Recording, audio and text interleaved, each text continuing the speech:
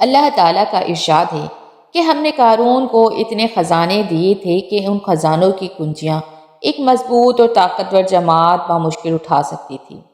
قرآن مجید میں ہے، بے شک قارون حضرت موسیٰ کے قوم میں سے تھا، پھر اس نے ان پر ظلم کیا اور ہم نے اس کو اتنے خزانے دے دیے تھے جن کی کنجیاں ایک طاقتور جماعت پر بھاری تھیں۔ قارون حضرت موسیٰ علیہ السلام کے چچا یزہیر کا بیٹا تھا۔ بہت ہی شکیل اور خوبصورت آدمی تھا، اسی لیے لوگ اس کے حسن و جمال سے متاثر ہو کر اس کو منور کہا کرتے تھے۔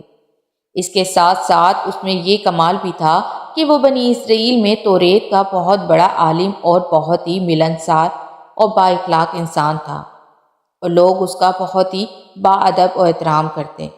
لیکن بے شمار دولت اس کے ہاتھ آتے ہی اس کے حالات میں ایک دم تغیر پیدا ہو گیا، اور سامری کی طرح منافق ہو کر حضرت موسیٰ علیہ السلام کا بہت بڑا دشمن بن گیا اور اعلیٰ درجے کا متکبر اور مغرور ہو گیا۔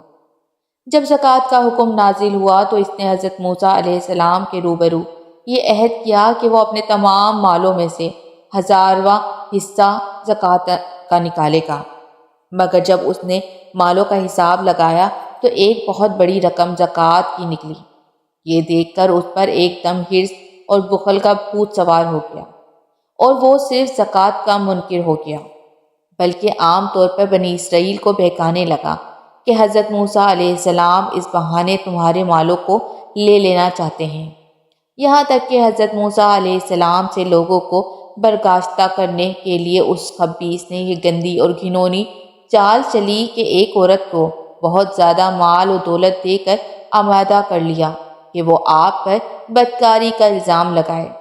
چنانچہ اس وقت جب حضرت موسیٰ علیہ السلام وعظ فرما رہے تھے، قارون نے آپ کو ٹوکا کہ فلانی عورت سے آپ نے بدکاری کی ہے۔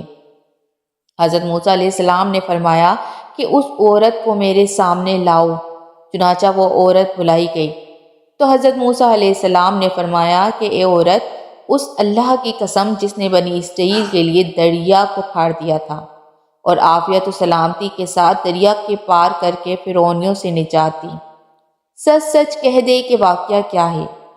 حضرت موسیٰ علیہ السلام کے جلال سے عورت سہم کر کانپنے لگی، اور اس نے مجمع عام میں صاف صاف کہہ دیا کہ اے اللہ کے نبی، مجھ کو قارون نے کثیر دولت دے کر آپ پر بہتان لگانے کے لیے آمیدہ کیا ہے۔ اس وقت حضرت موسیٰ علیہ السلام عابدہ ہو گئے، سجدہ شکر میں گر پڑے، اور بحالت سجدہ آپ نے یہ دعا مانگی کہ یا اللہ قارون پر اپنا قہر اور غضب نازل فرما دے۔ پھر آپ نے مجمع سے فرمایا کہ جو قارون کا ساتھی ہو وہ قارون کے ساتھ ٹھہرے رہے، اور جو میرا ساتھی ہو وہ قارون سے جدا ہو جائے۔ چنانچہ 2 خبیثوں کے سوا تمام بنی اسرائیل قارون سے الگ ہو گئے۔ پھر حضرت موسیٰ علیہ السلام نے زمین کو حکم دیا کہ اے زمین تو اس کو پکڑ لے، تو قارون ایک دم گھٹنوں تک زمین میں دھس گیا۔ پھر آپ نے دوبارہ زمین سے یہی فرمایا تو وہ کمر تک زمین میں دھس گیا۔ یہ دیکھ کر قارون رونے لگا اور بلبلانے لگا اور قربت اور رشتہ داری کا واسطہ دینے لگا، مگر آپ نے کوئی التفات نہ فرمائی، یہاں تک کہ وہ بالکل زمین میں دھس گیا۔ 2 منحوس آدمی جو قارون کے ساتھی ہوتے تھے لوگوں سے کہنے لگے کہ حضرت موسیٰ نے قارون کو اس لیے دھسا دیا ہے کہ تاکہ قارون کے مکان اور اس کے خزانوں پر خود قبضہ کر لے۔ تو آپ نے اللہ تعالیٰ سے دعا مانگی کہ قارون کا مکان اور خزانہ بھی زمین میں دھس جائے۔ چنانچہ قارون کا مکان جو سونے کا تھا اور اس کا سارا خزانہ سبھی زمین میں دھس گیا۔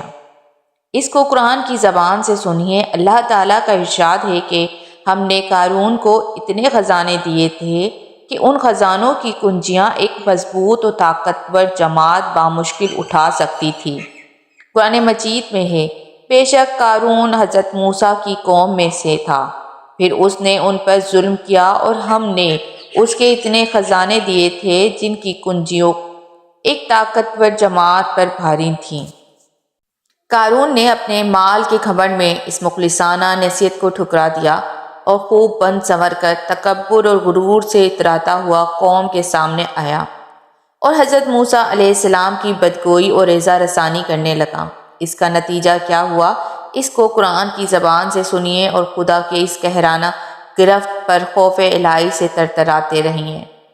تو ہم نے اس کو اور اس کے گھر کو زمین میں دھسا دیا، تو اس کے پاس کوئی جماعت نہ تھی کہ اللہ کے عذاب سے بچانے میں اس کی مدد کرتی، اور وہ کوئی بدلہ نہ لے سکا۔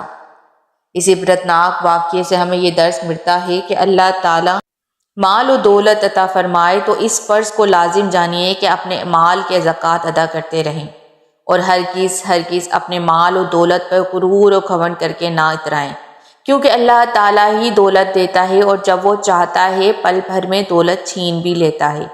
ہر وقت اس کا دھیان رکھتے ہوئے انکساری کی عادت رکھیں۔ ہرگز کبھی انبیاء، اولیاء اور صالحین کی ایسا رسائی اور بدگوئی نہ کریں۔ ان کی بارگاہ الہی کی دعا اور بد دعا سے وہ ہو جایا کرتا ہے جس کا لوگ تصور اور خیال بھی نہیں کر سکتے۔